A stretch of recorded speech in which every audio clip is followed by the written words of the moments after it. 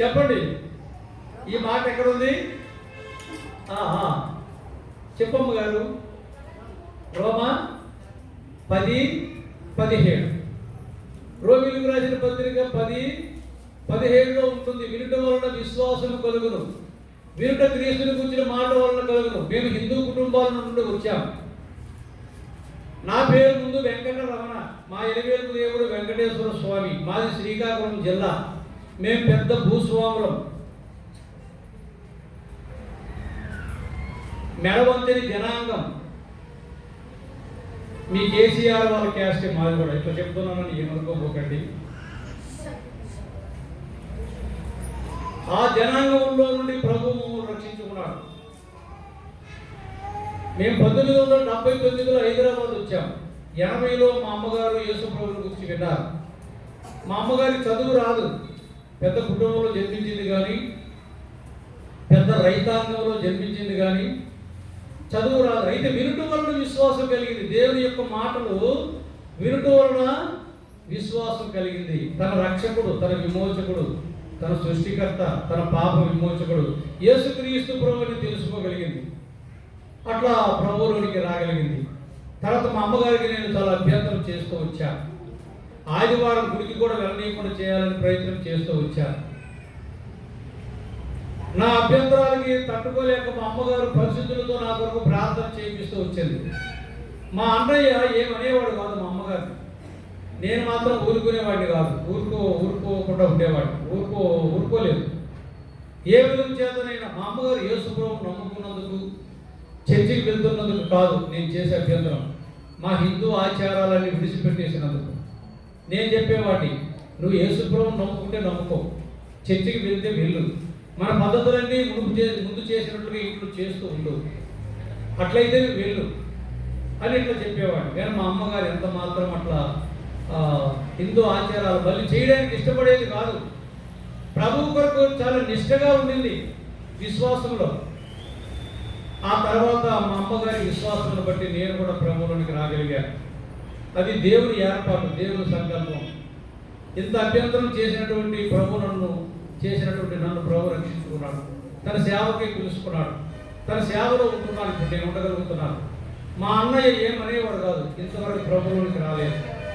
వాళ్ళు హిందూ ఆచారాల్లోనే ఉన్నారు. అంటే నేను ఎందుకు చెప్తున్నానంటే, ఆయన అందరికీ రక్షకుడై ఉన్నాడు, విమోచకుడై ఉన్నాడు. వాక్యం చదువుట ద్వారా, యేసు ప్రభువుని గురించి వినడం ద్వారా మనలో విశ్వాసం పెరుగుతుంది. విశ్వాసం ఎప్పుడైతే పెరుగుతుందో మనము ముందుకు సాగగలుగుతాం, అభివృద్ధి పొందగలుగుతాం, ప్రభు యొక్క మహిమ మార్గంలో నడవగలుగుతాం. కాబట్టి ఇక్కడ ప్రజలందరికీ కలుగుబో శుభవర్తమానము, సంతోషకరమైన శుభవర్తమానము నేను మీకు తెలియజేస్తున్నాను అంటున్నాడు దేవుని తోట. నేడు రక్షకుడు మీ కొరకు పుట్టి ఉన్నాడు. ఈ రక్షకుడు అందరికీ రక్షకుడైనాడు. యేసుక్రీస్తు అందరికీ ప్రభువై ఉన్నాడు. ఎక్కడుంది ఈ మాట? ఈ అమ్మగారు బాగానే ధ్యానిస్తున్నారనే సూచన వాక్యం. అట్లా ధ్యానించి ఉండాలి, అట్లా చదువుకుంటూ ఉండాలి. మీరు కూడా మీ పక్క వాళ్ళకి సువార్త చెప్పాలి. యేసు ప్రభు సువార్త చెప్తేనే కానీ వారు వినలేరు.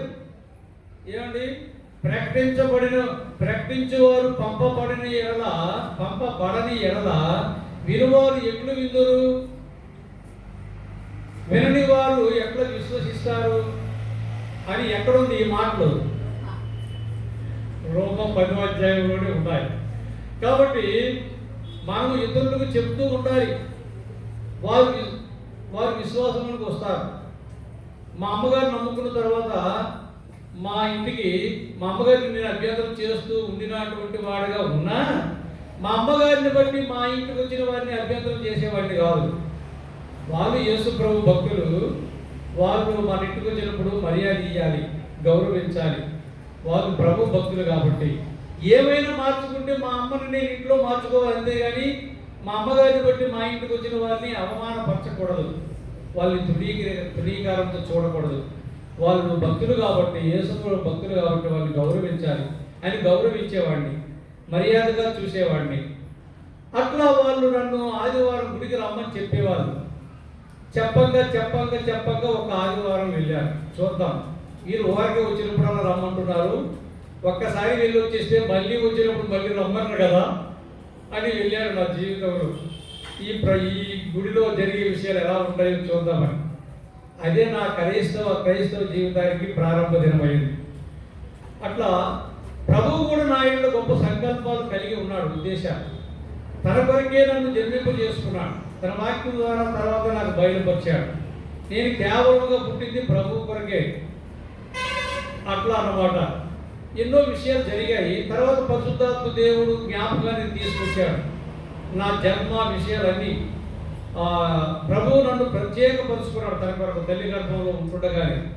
కాబట్టి జరిగించిన కార్యాలంటే అవి వేరుగా ఉంటాయి, అవన్నీ చెప్పడానికి కాదు. కానీ అట్లా ప్రభు నన్ను రక్షించుకున్నాడు.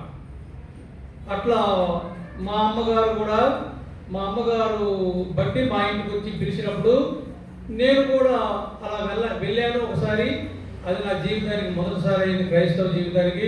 నేను కూడా ఈ ప్రభువు ఏమై ఉన్నాడు, ఈ బైబిల్లో ఏమి రాయబడింది ఈ ప్రభు గురించి తెలుసుకోవాలని ఆశతో వెళ్ళాను. అట్లా నేను ఏ ఆశతో వెళ్ళానో దానికి అనుసంధానమైనటువంటి విధానంలో తన వాక్యంలో నాకు తెలియపరుస్తూ వచ్చాడు. తన యందు నాకు విశ్వాసం పుట్టించాడు. నేను హిందువుడిగా చాలా భక్తి జ్ఞాన వైరాగ్యంతో ఉండేవాడిని చిన్న ప్రాయం నుండి కూడా. మరి చాలా మందికి చిన్న ప్రాయం నుండి భక్తి ఉండదు. మా తాతయ్య గారి కుటుంబీకుల్లో, మరి మా రక్త సంబంధికుల పిల్లల్లో నాకున్న భక్తి వారికి లేదు. అదెందుకు దేవుడు నాలో అట్లా కలిగించాడు. దేవుడిని కూర్చున్నటువంటి అన్వేషణ ఇవన్నీ నాలో కలిగించాడు. చాలా భక్తి ప్రవృత్తులు నాలో ఉండేవి. చివరికి నేను మా మెరక పొలాల మీద ఒక పెద్ద ఆశ్రమం కట్టించి అక్కడ ఒక సాధువుగా, సన్యాసిగా, అట్లా ఒక బ్రహ్మచారిగా, అట్లా జపతపములు చేసుకుంటూ ఆ విధంగా ఆశ్రమ జీవితాన్ని జీవిస్తూ ఆ విధంగా ముక్తి మార్గం చేరుకోవాలనే స్థితికి వచ్చేశాడు. మా అమ్మగారితో కూడా చెప్పేశాడు అప్పుడు ఆ విషయం. అప్పటికి నేను 8వ తరగతి చదువుతున్నాను ఆ దినాలలో. అయితే దేవుడు వాటన్నిటి నుండి తప్పించాడు. వాటన్నిటి నుండి నన్ను తప్పించి తన సేవ చేయడానికి తీసుకుని వచ్చాడు. ఇవన్నీ తర్వాత ఆత్మీయ గ్రహింపు కలుగు చేశాడు. కాబట్టి ఒకటేమిటంటే వినుట వల్ల విశ్వాసం కలుగుతుంది. చెప్పేవాళ్ళు చెప్పకపోతే ఎలాగ మనం దేవుణ్ణి తెలుసుకోగలుగుతాము. వారు మా అమ్మగారిని బట్టి మా ఇంటికి వచ్చి నన్ను పిలవకపోతే నేను ఎట్లా మందిరానికి వెళ్ళగలుగుతాను? పిలుచుట ద్వారా వెళ్ళగలిగాను, రక్షింపబడగలిగాను. దేవుని సేవించగలుగుతున్నాను భూమి మీద. కాబట్టి ఏవి ఉన్నాయి ఏమి లేవు అనే దానితో నిమిత్తం లేదు. అన్నిటికంటే అధిగమించినటువంటి వాడు సృష్టికర్త అయిన దేవుడు యేసుక్రీస్తు ప్రభు నాలో ఉన్నాడు, నేను ఆయనలో ఉన్నాను. కాబట్టి ఇప్పుడు ఆయన నాలో ఉన్నాడు. మరి నేను క్రీస్తులో ఉండగలిగాను. ఆ ధన్యత నాకు ఇచ్చాడు.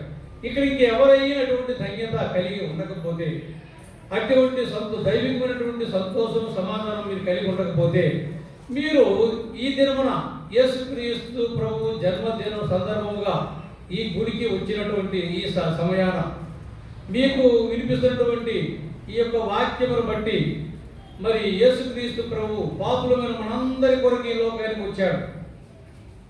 తిమోతికి రాసిన మొదటి పత్రిక 1వ అధ్యాయము 15వ వచనంలో పౌలు చెప్పిన రీతిగా పాపులను రక్షించుటకు క్రీస్తు యేసు లోకమునకు వచ్చిన వాక్యము నమ్మదగినది, పూర్ణాంగీకారమునకు యోగ్యమైనది ఉన్నది. అట్టి వారిలో నేను ప్రధానుడను అని పౌలు అంటున్నాడు. పాపుల్లో నేను ప్రధానుడు అట్లా అనుకోవాలి మనలో ప్రతి ఒక్కరం. అలాంటప్పుడు ప్రభు దగ్గరికి రాగలుగుతాం, ప్రభుతో సహవాసం కలిగి ఉండగలుగుతాం. కాబట్టి ఇంకా ఇప్పటి వరకు ప్రభుకి హృదయం ఇవ్వకుండా ఉంటే, ప్రభు దగ్గరికి రాకపోతే, ప్రభు యొక్క రక్తాన్ని కోరుకోకపోతే, ప్రభు యొక్క జన్మదినాన్ని మీ జీవితంలోనికి అంగీకరించకుండా ఉంటే, ఈ దినమైనా మీరు యేసుక్రీస్తు ప్రభునందు నూతనముగా జన్మించవచ్చు, మీ పాపస్థితిని ఒప్పుకోవచ్చు, మీ తన రక్తంలో మీ పాపములు కడుగుమని ప్రార్థన చేసుకోవచ్చు. మీ హృదయంలోనికి రక్షకుడిగా అంగీకరించవచ్చు. అప్పుడు మీరు దేవుని పిల్లలు అవుతారు. యోహాను రాసిన యోహాను సువార్త 1:12 తను ఎందరు అంగీకరించారో వారికందరికీ దేవుని పిల్లలకు ఆయన అధికారము అనుగ్రహించారు. తను ఎందరు అంగీకరిస్తారో, తనంటే యేసుక్రీస్తు ప్రభువుని ఎంతమంది అయితే రక్షకునిగా పాప క్షమాపణ పొంది రక్షకునిగా అంగీకరిస్తారో వారికి అందరికీ దేవుని పిల్లలకు ఆయన అధికారం ఇచ్చాడు. దేవుని పిల్లలుగా ఉండేది ఎంత గొప్ప ధన్యత! సైతాన్ పిల్లలుగా ఉండేది ధన్యతనా? సైతాన్ అనుసరించేది ధన్యత కాదు. దేవుని పిల్లలుగా ఉండేది ధన్యత. దేవునికి మనం పిల్లలమైతే ఆయన కాపుదల భద్రత మనకు ఉంటుంది. మనము ప్రార్థన చేస్తే ఆయన వింటాడు. మనం ఆపదలో ఉంటుండగా రక్షిస్తాడు. ఏంటి కాబట్టి ఇది ఈ ఆత్మీయ అవగాహన కలిగి ఉండాలి. కాబట్టి ఇక్కడ మహా సంతోషకరమైన సువర్తమానము అక్కడ దూత ప్రకటించాడు. ఈయన ప్రభు అయిన క్రీస్తు. క్రీస్తు అంటే అభిషేకుడు. నీ కొరకు అభిషేకించబడి ఈ లోకానికి భూమి మీదకి పంపించబడ్డాడు. కాబట్టి ఇక్కడ ఏమంటున్నారంటే 14లో సర్వోన్నతమైన స్థలములలో దేవునికి మహిమయు ఆయన ఇష్టులైన మనుషులకు భూమి మీద సమాధానం కలుగును గాక. అది దేవుని స్తోత్రము చేయుచుండెను. నీవు దేవునితో పోగొట్టుకున్న సమాధానం ఇప్పుడు యేసుక్రీస్తు ప్రభు ద్వారా నీకు అనుగ్రహించబడుతుంది. ఏ భేదము లేదు. అందరూ పాపం చేసి దేవుడు అనుగ్రహించే మహిమను పొందలేకపోతున్నారు. ఏ భేదము లేదు. పాపం వల్లనే దేవుడు అనుగ్రహించే మహిమను పొందలేకపోతున్నారు. నీవు దేవుని మహిమ పొందే స్థితిలోనికి రావాలంటే ఈనాడే నీ పాప స్థితిని నువ్వు ఒప్పుకోవాలి. నువ్వు మనసుతో ఏం చెప్పనవసరం లేదు. నీ హృదయంలో నీ మనసులో యేసు ప్రభువా నేను పాపిని, నా పాపమును క్షమించు, మీ రక్తంతో కడిగి నన్ను పరిశుద్ధిగా చేయు, నా హృదయంలోనికి రా ప్రభువా. నువ్వు అందుకే నా కొరకే ఈ లోకంలో పాపును రక్షకుడుగా జన్మించావు.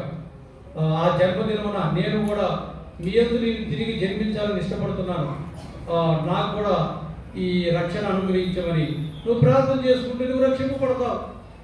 నువ్వు దేవుని వ్యక్తిగా చేయబడతావు. దేవుని రాజ్యానికి వారసులుగా చేయబడతారు. కుమారుని ముద్దు పెట్టుకునుడి లేని ఎడల ఆయన కోపించినది కీర్తన గ్రంథంలో 2వ కీర్తన అనుకుంటాను. ఏముంది అక్కడ? కుమారుని ముద్దు పెట్టుకునుడి. ఎందుకంటే మనకు శిశువు అనుగ్రహించబడ్డాడు. కీర్తనల గ్రంథం 2 ఎంతమ్మా? చదవండి గారు.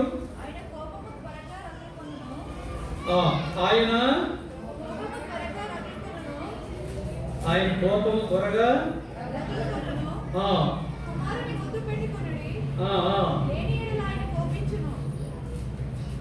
కాబట్టి ఆయన కోపము త్వరగా రగులుకొనును, కుమారుని ముద్దు పెట్టుకుని లేని ఎడల ఆయన కోపించును, అప్పుడు మీరు త్రోవ తప్పి నశించదరు అంటున్నాడు.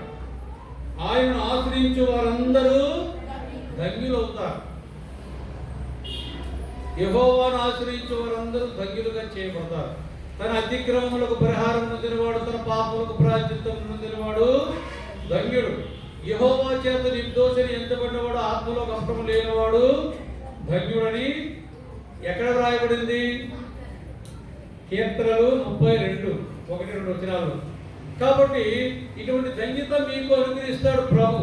ఈ లోకంలో అందరూ ధన్యులు కాదు. ఇప్పుడు ఇక్కడ రాయబడ్డ ప్రకారంగా ఆయన ఆశ్రయించిన వారందరూ ధన్యులు అవుతారు. కాబట్టి కుమారుని ముద్దు పెట్టి కుమారుడుగా వచ్చాడు ఆయన.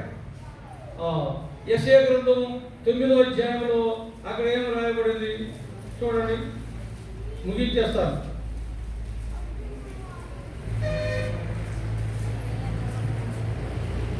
యెషయా గ్రంథం 9వ అధ్యాయం 6వ వచనం. ఏలైనగా మనకు శిశువు పుట్టెను, మనకు కుమారుడు అనుగ్రహింపబడెను, ఆయన భుజము మీద రాజ్యభారం ఉండను. ఆశ్చర్యకరుడు, ఆలోచనకర్త, బలవంతుడైన దేవుడు, నిత్యుడకు తండ్రి, సమాధానకర్త యొక్క అధిపతి అని అతనికి పేరు పెట్టబడును. 7లో ఇంకొక వచనం ఉంది, 7వ అధ్యాయంలో యెషయా గ్రంథం 7:14. కాబట్టి ప్రభు తానే ఒక సూచన మీకు చూపును, ఆలోచించండి, కన్యకి గర్భవతి కుమారుని ఆ కని అతనికి ఇమ్మానుయేలును పేరు పెట్టును. ఇమ్మానుయేలును పేరునకు అర్థం ఏంటంటే దేవుడు మనకి తోడై ఉన్నాడు. ఇందాక కూడా చదువుకున్న మత్తయి సువార్త మొదటి అధ్యాయంలో 20 వచనం ఉంటుంది. మత్తయి సువార్త 2:1-23లో ఇక్కడ ఏమైనా రాయబడింది అని ప్రభుత్వం ద్వారా కలిగిన మాట నెరవేరినట్టు ఇదంతా జరిగింది. ఇమ్మానుయేలు పేరునకు భాషాంతరమున దేవుడు మనకు తోడని అర్థం. కాబట్టి నీకు తోడుగా ఉంటాడు ప్రభు. నువ్వు ఒంటరిగా ఈ లోకంలో ఉండవలసిన అవసరం లేదు. ఈ లోకంలో మనుషులు ఎవరు కూడా నీకు తోడుగా ఉండలేరు, నీకు తోడుగా ఉండరు, నిన్ను ప్రేమించలేరు, ప్రేమించరు కూడా. ఏదో ప్రేమిస్తున్నారంటే తాత్కాలికమైన ప్రేమ. బెల్లం ఉంటే చీమలు ఎన్నైనా వస్తాయి. ఆ బెల్లం అయిపోతే ఒక్క చీమ కూడా కనిపించదు. నీ దగ్గర డబ్బు ఉంటే నీ చుట్టూ అందరూ తిరుగుతారు. డబ్బు అయిపోయిన తర్వాత నిన్ను నీ మీద తుప్పమని ఉమ్మమంటే కూడా ఉమ్మరు. అలాంటిది లోకం ప్రేమ. అయితే ప్రభు ప్రేమ అలాంటిది శాశ్వతమైన ప్రేమ. 31:3లో ఉంది. శాశ్వతమైన ప్రేమతో నేను నిన్ను ప్రేమించుతున్నాను కనుక విడువక నీ ఎట్లా కృప చూపుతున్నాను. కృప చూపించబడే దినాల్లో ఉన్నాం. ఇది కృపాయుగం. ఇది దాటిపోయిందంటే నువ్వేం చేయలేవు. ఈ లోకం నీకు శాశ్వతం కాదు. ఈ దేవుడు ఇది అనుకూల సమయంగా ఇస్తున్నాడు, రక్షణ దినముగా ఇస్తున్నాడు. ఇప్పుడే నీకు సమయం. ఒక్కరు కూడా నశించడం ఆయనకి ఇష్టం లేదు. 2 పేతురు 3:3 రాయబడిన ప్రకారంగా అందరూ అంతటి మారు మనసు పొందాలని ప్రభు యొక్క దీర్ఘశాంతం చూపిస్తున్నాడు. లేకపోతే ఇప్పటికే యేసు ప్రభు 2వసారి వచ్చేయాలి. ఇవన్నీ జ్ఞాపకం చేసుకుని నువ్వు నీ హృదయము, నీ పాపభంగిలమైపోయినటువంటి నీ హృదయం ప్రభువుకి ఇచ్చినావంటే నీలోనికి ప్రభు వచ్చేస్తాడు. నీ జీవితం ధన్యమైపోతుంది, స్థావరం అయిపోతుంది. మా జీవితాలు ధన్యమైనాయి. ఇది తక్కిడి బిక్కిడి మాటలు కావు, ఇవి అనుభవంతో కూడుకునే మాటలు. దేవుడు అనేవాడు ఉన్నాడు. ఆ దేవుడే యేసుక్రీస్తు ప్రభువు. దేవుడు ఒక్కడే, దేవునికి నల్లకును మధ్యవర్తి ఒక్కడే. మోసపోకుడు, దేవుడు వెక్కిరించబడడు. నీ జీవితంలో ఏం కోస్తావు అదే పట్టుకొస్తావు. పాపాలు ఒప్పుకొని పాపములు యేసు ప్రభు రక్తంలో కడుక్కొని హృదయం ప్రభువుకి ఇచ్చినామంటే ధన్యులు అవుతారు. ఎప్పుడైనా గుర్తించుకోండి, ప్రభువే నీకు రక్షకుడు, విమోచకుడు. కాబట్టి ఈయన సంతోషకరమైన శుభవర్తమానం నేను మీకు తెలియజేస్తున్నాను. దావీదు ముందు నేడు మీకు ఒక రక్షకుడు పుట్టి ఉన్నాడు. ఈయన ప్రభువు అయిన క్రీస్తు, యేసుక్రీస్తు ప్రభువు రక్షకుడై ఉన్నాడు. ఈయన నువ్వు ధృవీకరించవద్దు, నిర్లక్ష్యం చేయవద్దు. ఎంత గొప్ప రక్షణను నిర్లక్ష్యం చేసినట్లయితే ఎలాగో తప్పించుకుంటాం. భూమి మీదకి గొప్ప ఉగ్రత రాబోతుంది. ఆ ఉగ్రత నుండి, ఆ భయంకరమైనటువంటి పరిస్థితుల నుండి తప్పించబడాలంటే ఇప్పుడే దేవుడు నీకు సమయం ఇస్తున్నాడు. అనుకూల సమయాన్ని కలుగు చేస్తున్నాడు. రక్షణ పొందండి, విమోచన పొందండి. ప్రభువైన యేసుక్రీస్తునందు విశ్వాసం ఉంచండి. అప్పుడు మీరు మీ ఇంటి వారందరూ కూడా రక్షణ పొందుతారు. దేవుడి వాక్యములను దీవించును గాక. ముగించేద్దాం. ఇప్పటికే 1:20 అయిపోతుంది. చాలు, కొద్దిగా లేటుగా వచ్చారు కాబట్టి టైం అక్కడికి అది కలిసి వచ్చింది. వ్యసనం పడపోకండి. సంతోషంగా వెళ్ళి సంతోషంగా భుజించండి. ప్రసంగిలో చెప్పబడిన రీతిగా ప్రార్థన చేసుకుందాం. అందరూ మోకరించండి.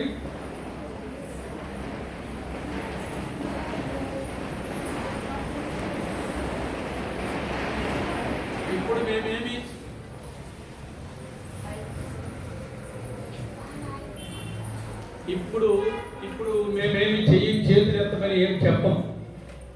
మీ హృదయంలో మీరే నిర్ణయించుకోవాలి, తీర్మానం చేసుకోవాలి, నిశ్చయించుకోవాలి. ఈనాడు నీవు నిర్లక్ష్యం చేసినావంటే తర్వాత తప్పించుకోలేవు. అది మాత్రం గుర్తుంచుకో. రక్షణ పొందు. ప్రార్థన చేసుకుందాం. రేపు మా పరలోక తండ్రి, మా రక్షకుడు యేసుక్రీస్తు పరిశుద్ధ నామమున వందనాలు, స్తుతులు, స్తోత్రములు చెల్లించుకుంటున్నాం. ఈ దినము మీ పుట్టిన జన్మదిన సందర్భంగా మీ ప్రజలుగా మమ్మల్ని అందరినీ మీ మందిరంలో సమకూర్చారు, మీ సన్నిధికి రప్పించారు. మీకు వందనాలు. ఇంతవరకు మీ సన్నిధి కలిగి ఉండడానికి, మీ వాక్యం ధ్యానించడానికి, మీరు లోకానికి వచ్చినటువంటి విషయాలను ధ్యానించడానికి మీరు మాకు ఇచ్చిన సమయాన్ని బట్టి మీకు వందనాలు. మరి ఎంతమంది అయితే రక్షింపబడ్డారో వాళ్ళందరిని బట్టి వందనాలు. ఇంకా రక్షింపబడకుండా మరి లోకాన్ని అనుభవించాలని, లోకాన్ని చూడాలని అనేటటువంటి ఆశతో ఉంటున్నారు. అలాంటి వాళ్ళందరితో మీరు మాట్లాడారు. వారు మరి మీ మాటలకు లోబడి మరి మీకు తండ్రి వారు హృదయం ఇచ్చినట్లుగా చేయండి. మీ అందరి విశ్వాసంలోకి వచ్చిన వారికి చేయండి. వారి పాపస్థితి మీ సన్నిధిలో ఒప్పుకునే వారికి చేయండి. మీ పిల్లలుగా చేయబడే వారికి చేయండి. వచ్చిన వాళ్ళందరినీ దీవించండి, ఆశీర్వదించండి. మీ నామానికి మహిమ తెచ్చుకోనండి. ఇంతవరకు చేసిన సహాయం కొరకే వందనములు. ప్రజలందరినీ మీ ఆశీర్వాదములతో దీవెనలతో పంపించండి. ప్రతి ఒక్కరిని దీవించండి. వారి వారి సమస్యలు ఏమున్నాయో పరిష్కారం చేయండి. అవసరాలను తీర్చండి. అనారోగ్యంతో ఉన్నవారిని ముట్టి స్వస్థపరచండి. దేవా, అన్ని విధాలుగా వాళ్ళని దీవించండి. వారి పిల్లలను దీవించండి, ఆశీర్వదించమని మీకే మహిమ ఘనత ప్రభావములు ఆరోపించుకుంటూ సహోదరుడు రూబేన్ బ్రదర్ కూడా నిజామాబాద్ గుర్తుండగా ప్రయాణంలో తోడుగా ఉండి నడిపింపజేయమని, సోదరుడు కుమార్ బ్రదర్ కూడా కొల్లపాకు పరిచయకి వెళ్ళి ఉన్నాడు. అక్కడ వాడుకున్నామని నమ్ము మీకు స్తుతులు స్తోత్రములు చెల్లించుకుంటూ తాను కూడా ఒకవేళ బయలుదేరి మరి సాయంత్రము వచ్చే రకంగా ఒకే క్షేమంగా నడిపించము. నన్ను కూడా హైదరాబాద్కు క్షేమంగా నడిపించము. వందనాలు స్తుతులు స్తోత్రములు చెల్లించుకుంటూ యేసుక్రీస్తు పరిశుద్ధ నామమున స్తుతించి ఆరాధించి ప్రార్థించి వేడుకొనుచున్నాము తండ్రి.